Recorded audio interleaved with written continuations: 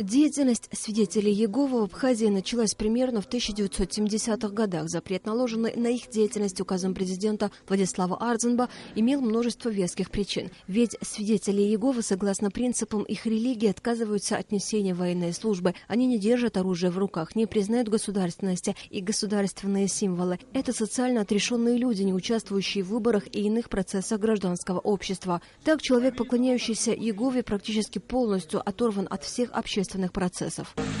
Вот враг на нас напал. Что будем делать? Ну, что будешь делать? Я имею право защищаться. Защищаться будешь? Оружие возьмешь? Мою семью, членов моей семьи. Отвержение от большей части христианских конфессий последователи учения Иеговы получили еще в IV веке. Также деятельность этого религиозного течения запрещена и преследуется законом в большинстве стран мира. Свидетели Иеговы навязчиво втягивают в свои круги новых людей, среди которых немало молодежи. При этом противоречивые принципы следователей Иеговы зачастую становятся причиной семейных размолвок, а в конечном итоге разводов. В вечере воспоминания смерти Иисуса Христа. Для них единственный праздник. В этом году он прошел 23 марта. Сотрудники службы государственной безопасности провели профилактические мероприятия. Выявились факты того, что последователи Иеговы отрицают незаконность своей деятельности. Ваша организация является незаконной. Как вы это прокомментируете? Ну, если власти нам разрешают, до этого разрешали.